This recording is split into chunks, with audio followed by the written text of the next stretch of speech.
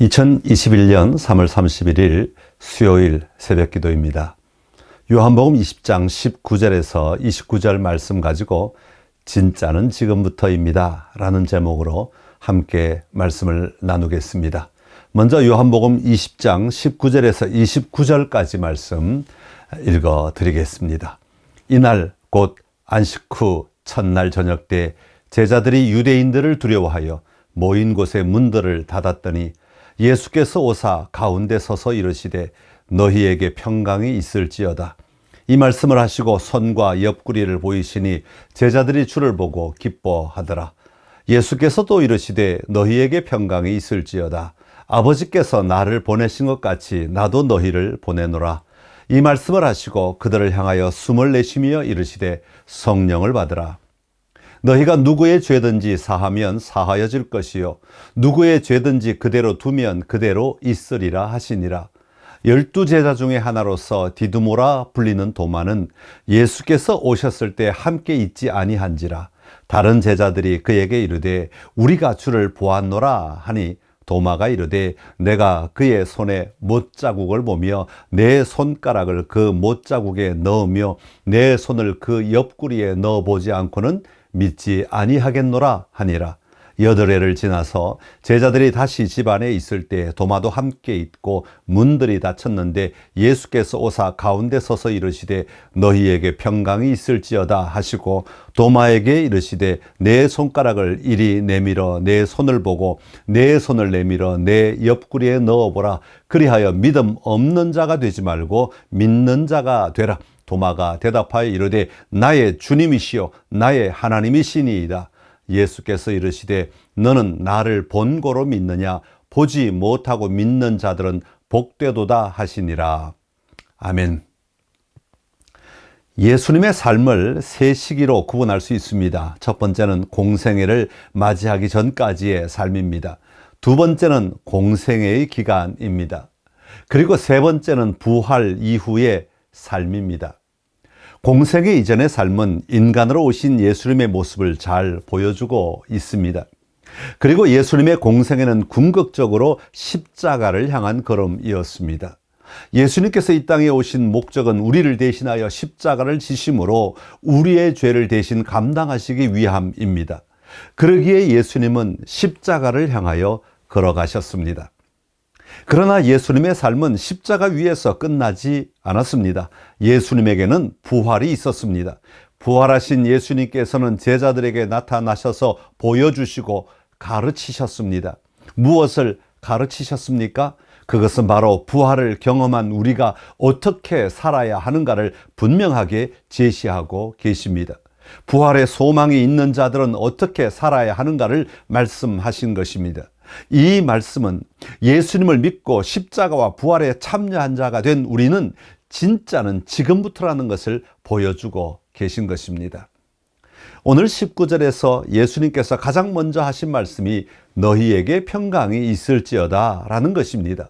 21절에도 너희에게 평강이 있을지어다 라고 말씀하십니다. 예수님께서 부활하신 후 제자들의 모습을 19절은 보여주고 있습니다. 그들은 모여 있었습니다. 모여 있었다는 말은 혼자 있기에 불안하였다는 것입니다. 제자들은 유대인들을 두려워하였습니다. 그들 마음 안에 사람들에 대한 두려움이 가득하였습니다. 그리고 두려움으로 인해 모인 곳의 문들을 닫아두었습니다. 문이란 문은 모두 잠궜던 것 같습니다. 이 정도 되면 그들의 상태가 어떤지를 우리는 짐작할 수 있습니다. 이 장면은 이렇게 철저하게 문을 걸어 잠그고 있는데 예수님께서 그들 가운데 오셨다는 것을 강조하기 위해 쓴 것일 수 있습니다. 그러나 또 다른 관점에서 바라보면 예수님께서 우리의 모든 죄를 대신하여 십자가에 달려 돌아가심으로 우리의 죄가 용서함을 받았습니다. 그리고 예수님은 무덤에서 사흘 만에 부활하셨습니다. 이처럼 부활하신 예수님을 알고도 두려움 가운데 살아가고 있는 제자들의 모습을 소개하고 있습니다. 오늘 본문에서 두려움 가운데, 염려 가운데, 어찌해야 좋을지 알지 못하고 있는 막막함 가운데 예수님은 서신 것입니다.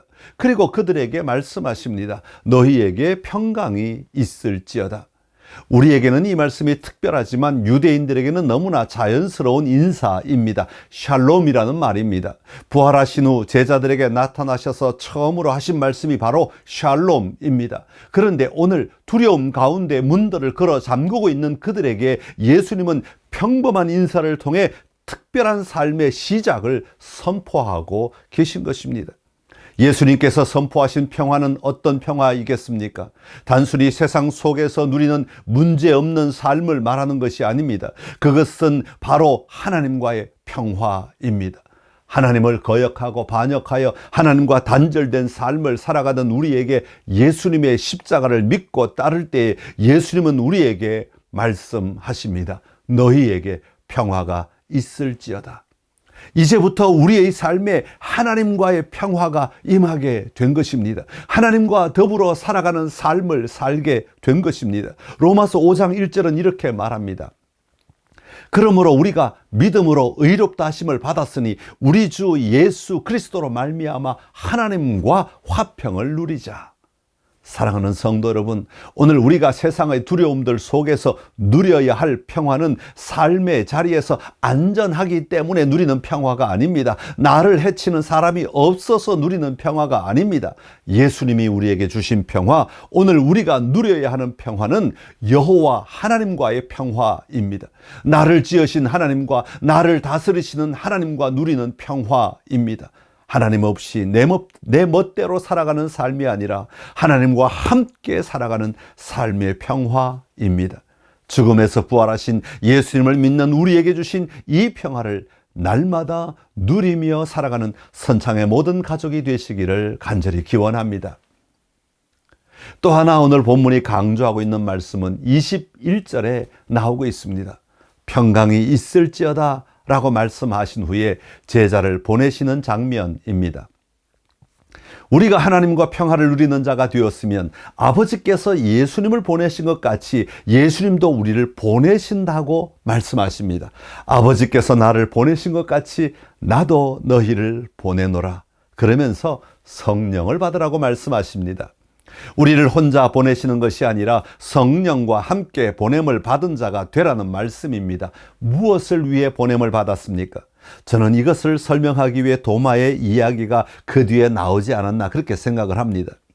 도마는 앞서 제자들이 있던 곳에 같이 있지 않았습니다. 다른 제자들이 도마에게 우리가 예수님을 만났다고 막 자랑을 하였습니다. 그럴 때 도마는 말합니다. 25절의 말씀입니다.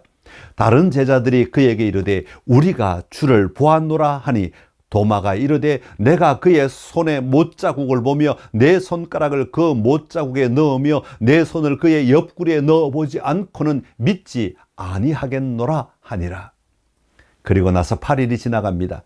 다시 예수님께서 제자들이 모인 곳에 나타나십니다. 똑같은 상황입니다. 문들은 닫혀 있습니다. 단 하나 달라진 것은 도마도 함께 있었다는 것입니다. 예수님은 오셔서 똑같이 너희에게 평강이 있을지어다 라고 말씀하십니다. 그리고 도마에게 다가가서 말씀하십니다. 27절의 말씀입니다.